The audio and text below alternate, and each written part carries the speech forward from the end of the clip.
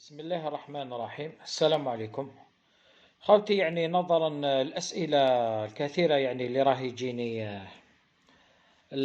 بزاف هاد الأيامات على البارلي، ووين يكون البارلي، وكيفاش نجبدو البارلي في المقنين، وكيفاش نحدوه. ارتأينا كما يقولوا حنايا نادي تغريد المقنين الجزائري تحت لواء لوناطو، أنه راح يكون بإذن الله لايف يوم السبت 31 جانفي 2026 على الساعة 8:30 بإذن الله.